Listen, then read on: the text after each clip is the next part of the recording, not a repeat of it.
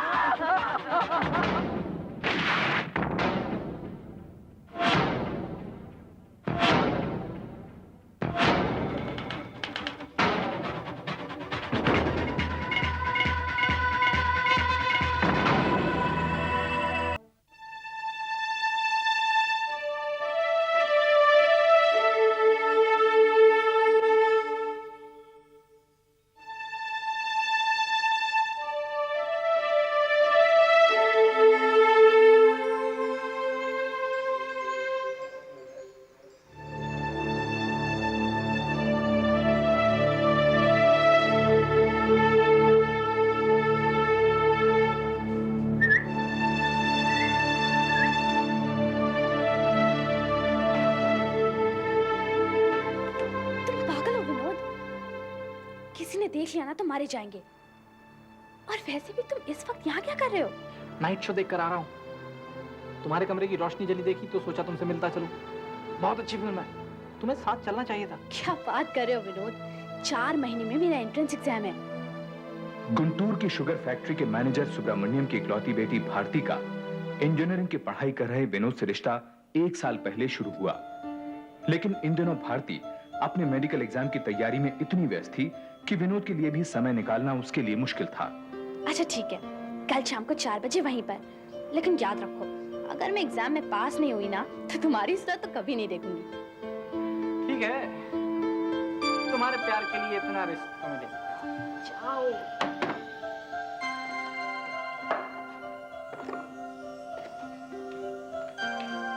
भारती कुछ खा ले। नहीं।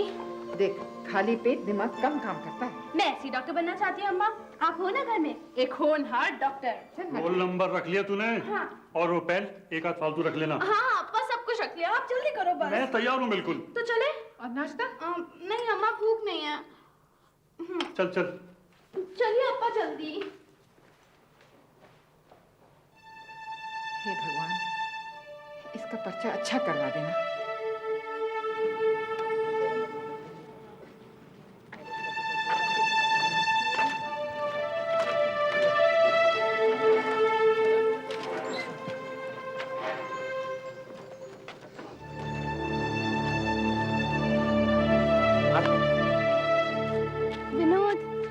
अच्छा हुआ तुम यहाँ हो, मुझे बहुत डर लग रहा है। ये डर तो लगना ही चाहिए, हर एग्जाम से पहले लगता है, पर मुझे यकीन है कि तुम्हारा एडमिशन हो जाएगा।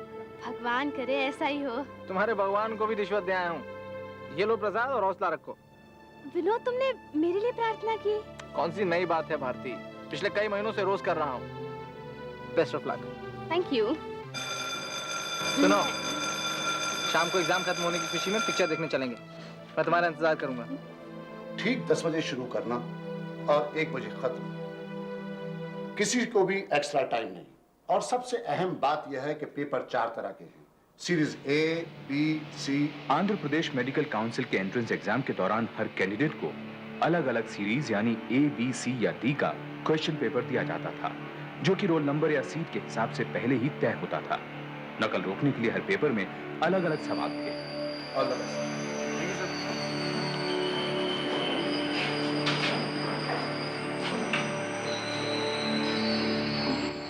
Good morning everybody. Very good. मेरा नाम चंद्रशेखर है और इस एग्जाम में आपका मैं invigilator. Okay? Yes sir. Very good. तो टाइम है, आप लोग मुझे मदद दिला लीजिए।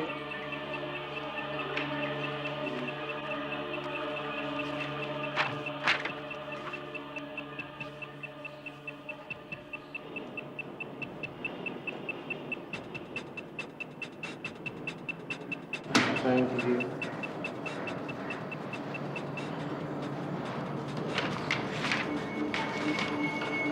Thank you. आपका roll number? C14161। Bharti Subramaniam. Okay. ओ, मुझसे तो गलती हो गई। आपको डीसी से क्वेश्चन पेपर देना था। क्या मतलब? कोई बात नहीं, मैं इसे चेंज कर देता हूँ, आप रुकिए। सर लेकिन सुनो, भास्कर साहब, इसको साथ में घूमे होंगे।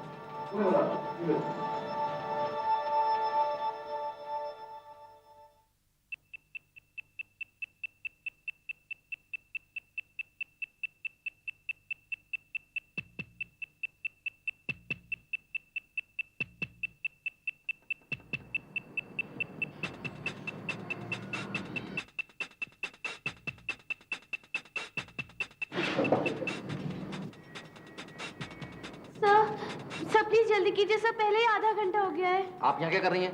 जाके बैठिए अपनी सीट पर। लेकिन सर वो मैं देता हूँ ना आपको क्वेश्चन पेपर, बैठिए आप। ये लीजिए। सर, ये है डीसीएस का पेपर, ये है आपका क्वेश्चन पेपर, जाइए बैठिए।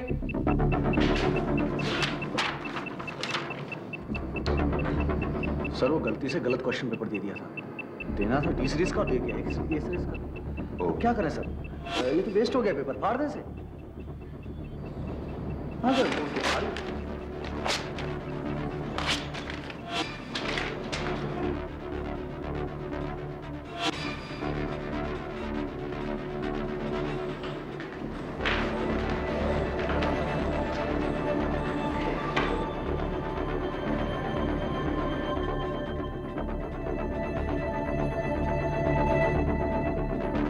चलिए जल्दी कीजिए, सिर्फ 10 मिनट रह गए हैं।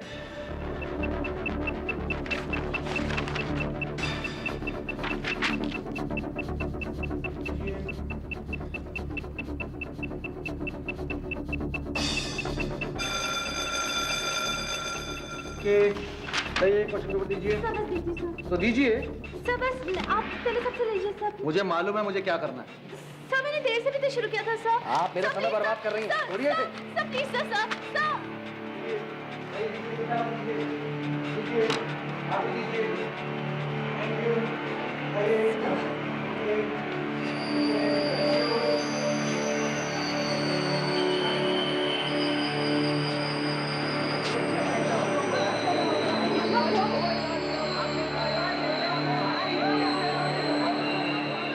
सर पूरे 26 हैं सर, और ये अटेंडेंस शीट, सबके सिग्नेचर बराबर है। उस लड़की का क्या हुआ? कुछ नहीं सर, एक्स्ट्रा टाइम मांग रही थी। तो सर मैं थोड़ा जल्दी में हूँ, इसलिए आज मेरी बीवी आ रही है। 2:30 बजे उसकी गाड़ी स्टेशन पहुंच जाएगी। मैंने रिपोर्ट बना दी है सर। उस लड़की के बारे में क्या लिखा है? सर कुछ लिख के बात बढ़ाने वाली बात थी। हाँ मैंने इतना जरूर लिख दिया इसमें कि मेरी गलती से क्वेश्चन पेपर खराब हो गया। अपनी बीवी से बहुत डरते हो। एक्स्ट्रा टाइम भी नहीं दिया। अरे उस लड़की के करियर का मामला था। अरे छोड़िए ना सर, अगले साल फिर इम्तिहान दे देगी। मैं चलता हूँ सर, मुझे बहुत देर होती है। Okay sir.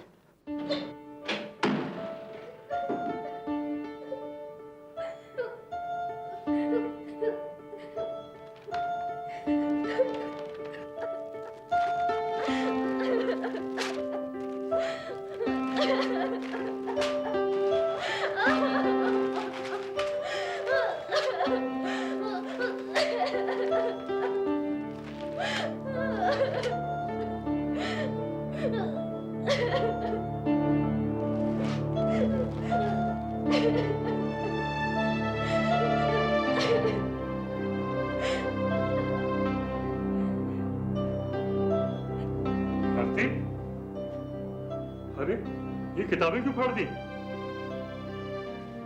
क्या हुआ बेटे? इम्तिहान ठीक नहीं हुआ क्या? अप्पा अप्पा मैं पेपर पूरा नहीं कर पाई अप्पा। अप्पा उन्होंने मुझे पूरा समय नहीं दिया। पर ये कैसे हो सकता है? बेटे समय तो सबको बराबर मिलता है। नहीं अप्पा, मैंने उनसे बहुत मेहनत की अप्पा, पर उन्होंने मेरी एक ना सुनी। मुझे गलत क्वेश्चन पेपर दिया अप्पा, और फिर उसे बहुत देर बाद बदला।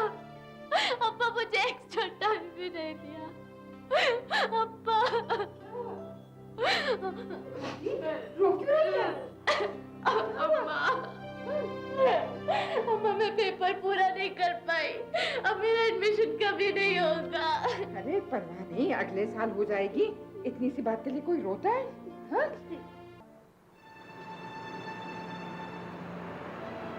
भारती,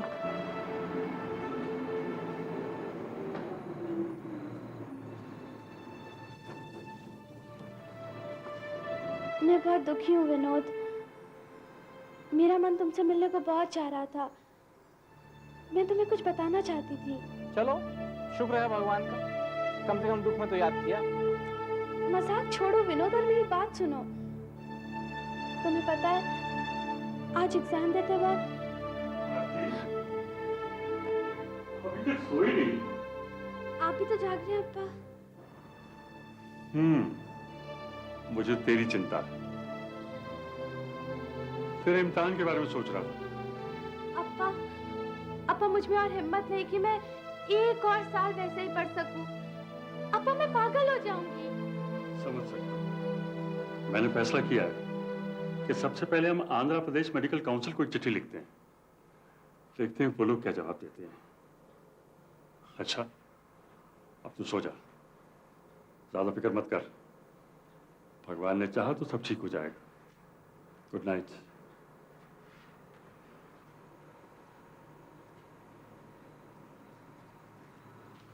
विनोद अब तुम जाओ।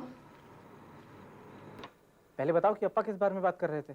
विनोद मुझे गलत क्वेश्चन पेपर दिया गया और फिर उसे बदलने में मेरा आधा घंटा वेस्ट हो गया। मैं अपना पेपर पूरा नहीं कर पाई विनोद। अगले ही दिन भारती के पिता ने मेडिकल काउंसिल के कन्वीनर को एक चिट्ठी भेजी, लेकिन जब 3 हफ्ते तक कोई जवाब नहीं आया तो भारती ने खुद काउंसिल मेंबर से मिलने का फैसला किया। आप रुकिए, अभी हमारी कंपनी में सब मीटिंग है। बहुत ही बदतमीज किस्म की लड़की है सर। उस दिन भी शोर मचाया और देखिए आज भी यहां तक पहुंच गई। पर क्या ये सच है कि उस लड़के को जो क्वेश्चन पेपर मिला था वो गलत था?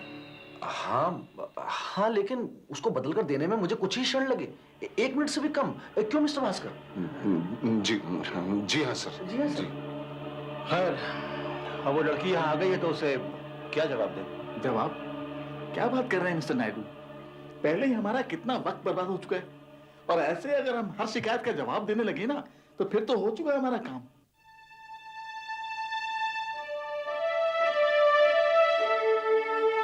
राव साहब बिल्कुल ठीक कह रहे हैं सर। इस एंट्रेंस एग्जाम को तो मजाक बनाकर रख छोड़ा है इन लोगों ने। भाई मेरा विचार तो यह है कि उसको छोड़िए और अपना काम कीजिए बस। मेरा भी सर। जी मैं भी यही सोचता हूँ। वेल तो ठीक है फिर, मीटिंग इज ओवर। चलिए हम सब साथ में लंच लेते हैं।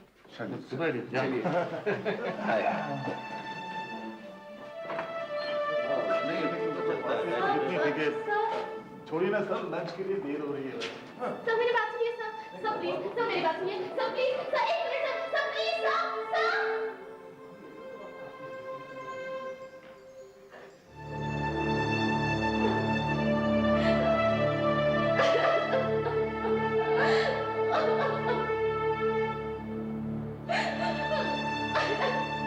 क्या जरूरत थी वहां जाने की? और क्यों कर रही हो तुम ये सब? विनोद, वो लोग कम से कम मुझसे बात तो कर सकते थे ना? क्यों करते हो तुमसे बात? तुम्हारे जैसे सैकड़ों जाते हैं उनके पास रोज। तो तुम क्या चाहते हो? हाँ, मैं चुपचाप इस नाइंसाफी को बर्दाश्त कर लूं? तो तुम क्या चाहती हो? निकल जाओ बंदूक लेकर उन सबको मारने के लिए। मन तो यही करता है। भारती तुम तो राई का पहाड़ बना रही हो। नाइंसाफी हुई है, नाइंसाफी हुई है। अरे नाइंसाफी हुई है तो जाओ कोर्ट में केस करो उनके ऊपर। क्या हुआ? क्या देख रही हो ऐसे? पहली बार तुमने काम का ताना मारा है।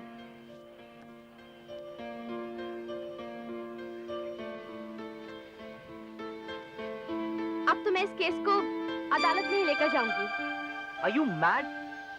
तुम करना क्या चाहती हो भारती? देखो मैं तो तुम्हें समझा कर थक गया हूँ और अब एक बात मैं तुम्हें साफ बता देना चाहता हूँ कि मैं तुम्हारे साथ तुम्हारी इस बेवकूफी में नहीं हूँ। थैंक्स। पर अब शायद मुझे तुम्हारे साथ की जरूरत भी नहीं है।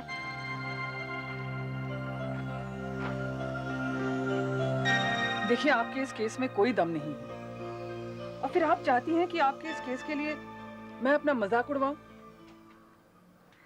आपके पास अपनी बात को साबित करने के लिए कोई ठोस सबूत भी तो नहीं है। No proof at all. आप मेरा विश्वास कीजिए, मेरे साथ नाइंसाफी हुई।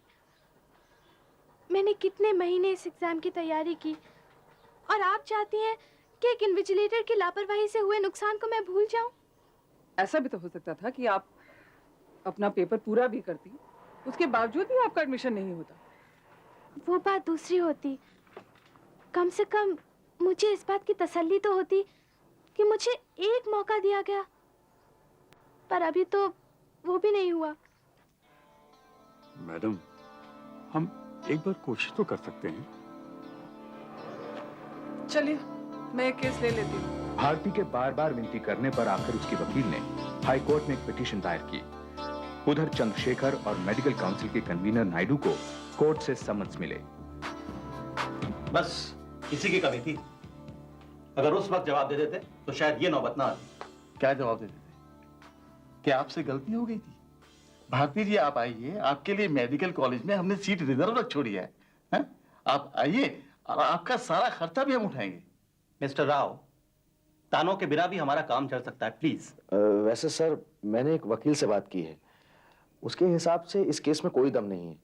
वो लोग कोई सबूत पेश नहीं कर पाएंगे। कैसा सबूत मिस्टर चंद्रशेखर? साबित तो हमें करना है कि वक्त बिल्कुल भी बर्बाद नहीं हुआ है। और मुझे लग रहा था कि आप सच कह रहे हैं। वैसे वो क्वेश्चन पेपर कहाँ है जो गलती से उसे दे दिया गया था? जी वो तो हमने फाड़ दिए। क्यों? जी वो खराब हो गया था और हमें लगा कि अगर वो होता तो हम ये साबित कर सकते थे कि वक्त बिल्कुल भी बर्बाद नहीं हुआ था। आखिर उसने कितने सवालों का जवाब दिया होगा? खैर, नाउ जस्ट रिमेंबर, अदालत में हमें सिर्फ यही कहना है कि उस लड़की के साथ बिल्कुल भी नाइंसाफी नहीं हुई है, ओके? जी। इम्तिहान का वक्त खत्म होने के बाद आपने क्या किया? मैं सीधे घर गई। आपने कंप्लेंट क्यों नहीं की? मैं बहुत दुखी थी क्योंकि मैं अपना पेपर पूरा नहीं कर पाई। कहीं आपको इस बात का दुख तो नहीं था कि बाकी सवालों के जवाब आपको आते ही नहीं थे? मुझे आते थे। हम कैसे मान लें? माय लॉर्ड, इसमें कोई दो राय नहीं कि भारती को एक गलत क्वेश्चन पेपर दिया गया। बहस इस बात की है कि उसे बदलने में कितना वक्त लगा। मिस्टर चंद्रशेखर, जो उस समय कमरे में एक इन्विजिलेटर की हैसियत से मौजूद थे, इस काम को 10 साल से बाखूबी निभा रहे हैं। उनके हिसाब से अब पर्चा बदलने में केवल 1 मिनट या शायद उससे कम लगा हो। आंध्र प्रदेश हाई कोर्ट ने माना कि क्वेश्चन पेपर्स बांटने में गलती हुई थी, लेकिन उसे बदलने में कितना वक्त लगा यह पता लगाना बहुत मुश्किल था। लिहाजा भारती सुब्रमण्यम की पिटीशन को खारिज कर दिया गया। मिस्टर नायडू, इस केस में कोई दम नहीं था, आप ऐसे ही। कुछ दिनों बाद एपीएमसी के एग्जाम का रिजल्ट आया और भारती ने अपना पेपर बाहर निकलवा लिया। मैं आपसे कुछ कहना चाहती हूँ। देखो भारती, मैंने तुमसे पहले ही कहा था, तुम्हारे केस में कोई दम नहीं है। पक्के तौर से कुछ भी कहना मुश्किल था। लेकिन मैं कुछ पक्के तौर पे कह सकती हूँ। बोलो। मेरा रिजल्ट आ गया और यह है मेरा पेपर। मुझे 200 में से 162 मार्क्स मिले। मैं सिर्फ 170 क्वेश्चंस का आंसर दे पाई थी और 169 मार्क्स वालों का एडमिशन हो गया। तो क्या आप अब भी यही कहेंगी कि इस केस में कोई दम नहीं? भारती के आंसर शीट के बिना पर वकील ने अब सुप्रीम कोर्ट में अपील की। भारती ने 170 सवालों के जवाब दिए, जिसमें उसे 162 अंक मिले और 169 मार्क्स लेने वाले सभी स्टूडेंट्स को मेडिकल कॉलेज में एडमिशन मिल गया है। योर लॉर्डशिप, अब आप खुद ही अंदाजा लगा सकते हैं, अगर भारती को पूरा समय मिला होता, उसने पूरे सवालों का जवाब दिया होता, तो क्या भारती को मेडिकल कॉलेज में एडमिशन नहीं मिलता? यह अदालत मानती है कि भारती सुब्रमण्यम के साथ नाइंसाफी हुई है, लिहाजा भारती सुब्रमण्यम को राहत मिलनी चाहिए और मैक्सिमम मार्क्स 200 की जगह उन्हें मैक्सिमम मार्क्स 170 के लिए अंक दिए जाए। अदालत के इस फैसले के कारण भारती का एग्रीगेट 94% हो गया और उसे मेडिकल कॉलेज में दाखिला भी मिल गया। लेकिन अदालत ने चंद्रशेखर और भास्कर के खिलाफ कोई कार्रवाई नहीं की। विनोद, तुम? नई मोटरसाइकिल ली है, सोचा तो मैं कॉलेज छोड़ देता हूँ। मौका भी अच्छा है तुमसे माफी मांगने का। तो मुझे माफ कर सकती हो भारती? रास्ते में सोचूंगी। और विनोद, अगर शाम को तुम मुझे फिल्म दिखा रहे हो ना, तो चांस ज्यादा है।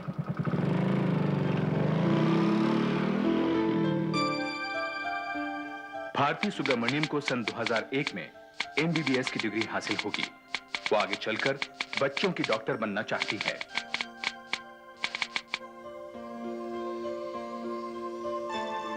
विनोद अपनी इंजीनियरिंग की पढ़ाई खत्म कर एक प्राइवेट फर्म में नौकरी कर रहा है। भारती के साथ उसका रिश्ता आज भी कायम है।